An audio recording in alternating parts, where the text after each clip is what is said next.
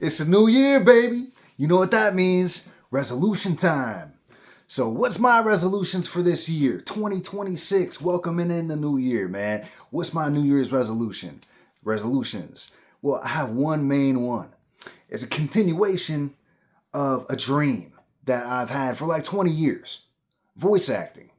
So, let me tell you, come on with me. Come with me.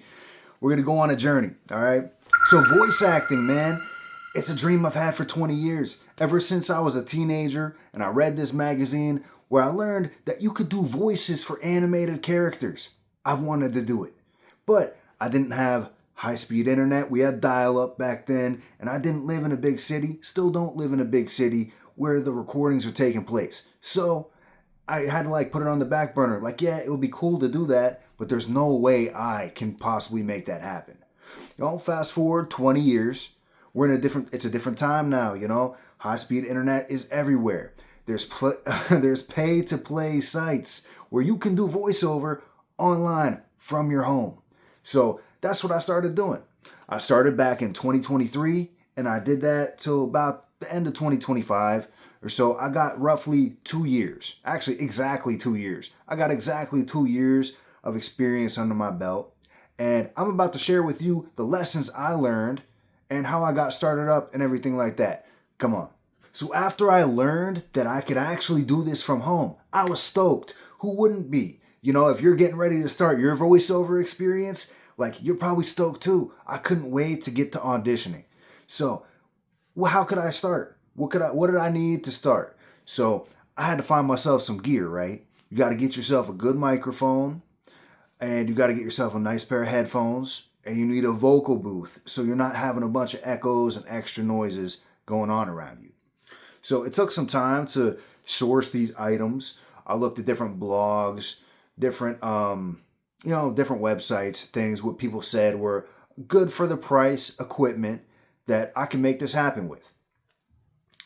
So I got the Audio Technica 2050 Audio Technica microphone, AT2050. And I got myself a Scarlett 2i2 audio interface because they said you should use an audio interface instead of a USB mic because they're better quality. So I got myself those, set it up on my computer, and I actually had to get a new laptop too because mine was old, but that's not really required. If you have a working laptop, you can totally use that. I had to get a mic stand, and that didn't really work out. I think I broke it after 1 or 2 uses, the mic stand that I got for free with the microphone. You can find a nice package on Amazon.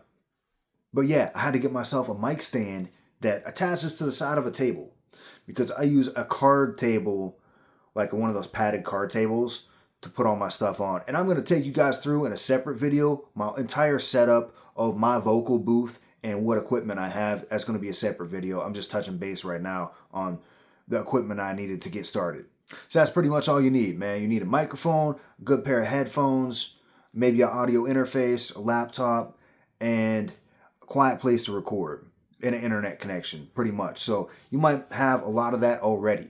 So the next step was making a booth. And this was one of the hardest things. So I have the spare room in my house, and basically I would take you through this whole booth visually in a future video, but it's a card table, and I got 2 clothes racks on each side of it, and I got some moving blankets. So one moving blanket over each, one against the wall in the back, and then one over top to make it like a vocal tent. And then I have a room divider that I put behind me in a half moon shape, and then I throw a blanket over the room divider so that way it's like a booth. And behind my laptop, I just have a big chunky blanket to absorb any of those extra sounds. So there's no reverb. I got that all figured out after much trial and error. So from my experience of doing 2 years of voiceover, here's some lessons, here's some takeaways. Getting used to auditioning is something that's just going to come with reps. There's no substitute for experience here. You're going to have to go on there once you get your subscription to whatever pay-to-play site you want to use. You're going to have to experience what it's like for yourself.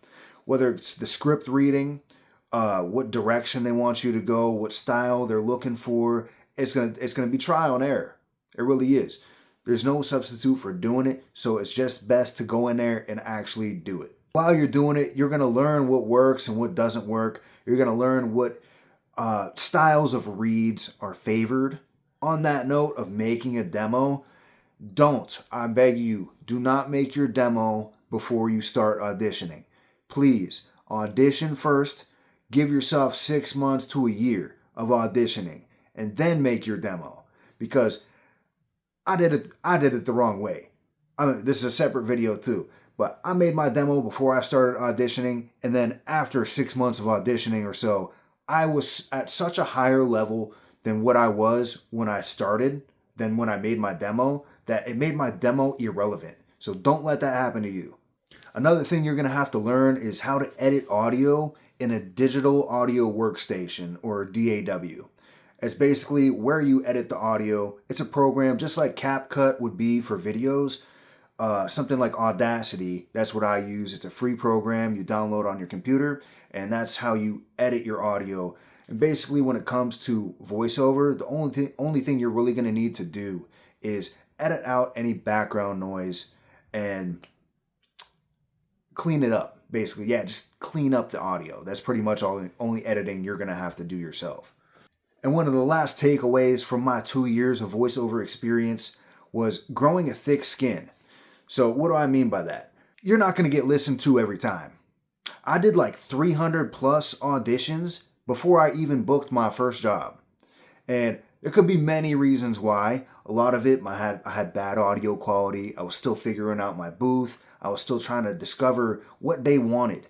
But I was putting in the reps and I was getting better each time, I think, So after 300 and something auditions, I finally booked my first paid job, which was an amazing feeling, and it felt like rain after a long drought, It was such a great feeling to actually be a paid voice actor for once, because it was a dream come true, I've wanted to do this for 20 years. It finally happened for me, But that being said, all 300 plus of those auditions I did before, not even 50% of them were listened to. So think, if you do 300 auditions, less than 50% of mine were even listened to. So that's less than 150. So 150 plus were just wasted, completely waste of time. It's like an artist. If they tell an artist, you got 100 artists, right? This is just an example, 100 artists, and you tell them each, draw a picture of a sunset on a beach. And all 100 artists, oh, by the way, you only have 15 minutes to do it. We don't want it professional. We just want you to sketch it. So each artist has 15 minutes to do it. Boom, boom, boom. They sketch their sunset on the beach and they submit it. But the person that wanted these sketches only looks at the first 3 and he picks the third one. And then all other 97 sketches just get thrown in the trash, never to be looked at ever again. That's what auditioning is like. Because not every audition you do is going to be listened to. They might pick the second or third one they even hear because it's overwhelming. Like they get 100 something submissions, 180 people auditioning for one job. They might just pick the third one and say F it to the rest of you guys. And that's happened to me countless times. And be prepared, because there's a lot of vultures when it comes to these pay-to-play sites. They'll literally sit around all day, wait for a job to be posted. So as soon as it drops, because I've done this too, while I was sitting there auditioning, a new job drops. No auditions, fresh job. Oh, I'll go audition for it. By the time I'm done recording it, editing it, saving it, and submitting it, there's already 25 people that beat me to it because they can do it so much quicker, So be prepared for that. If this is something you're doing on the side and you don't have all day to dedicate to this, there's going to be a bunch of people that are beating you to it. So when they see all those auditions in a list, you're going to be 75, 80. You're going to be down there. And you might not even listen to you. And that's what happened to me. So I just want you to know that before you get into voiceover, just develop that thick skin. Just because they didn't listen to you doesn't mean anything. There's a lot of good people. There's people that are passionate about this too. Not people that just want to work from home.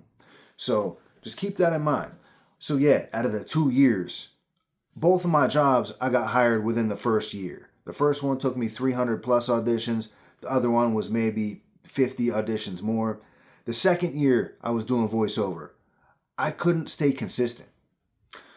It's a pay-to-play site. So I paid to be in there, but I went on vacation. And that completely, I went on vacation for like a week or maybe 10 days. And it completely ruined my flow. Because I was in a really good habit of auditioning daily. Like, I'd do 3 auditions a day, 5 auditions a day, whatever. And after I went on vacation, I came back and I just didn't have that discipline anymore. And then as the new year, as 2024 turned to 2025, I've had a lot more things to do this past year. And so I couldn't eke out the time to stay consistent with it. And since I know that there's a bunch of vultures on there pouncing on every single job that gets posted, it's like I didn't make the time for it. And so I only have myself to blame for that. My second year of voiceover, I really wasted it because I got in a bad habit of not making the time to do it, and I had something that broke my flow. So if you can just keep that in mind, just please get into a good habit of auditioning consistently. And if you can, eke out that hour a day, or maybe even maybe a couple hours on the weekend where you can do some auditions, then you might be more successful than I was. But I hope these lessons help somebody out there. So yeah, that's my New Year's resolution, man. Get back into the voiceover. I'd love to start doing it again. I just have to have that time. Because like I said, the time is why I stopped, because I don't have time for it. Now I'm making these videos. I wasn't making these videos before because, hey, this video, even if nobody watches it, it's going to be here for when somebody does want to watch it. It's not just going to get thrown in the trash like one of those voiceover auditions. So that's a plus. Anyway, here's to hoping for a great 2026. Here's to hoping that I can get back to voiceover, following my passion again. And here's to you for sticking with me, for going out there and pursuing your dreams. I wish you the best of luck in your voiceover career. Thanks for watching. Like, comment, subscribe, leave your thoughts and feelings down there, and I'll catch you in the next one. Peace.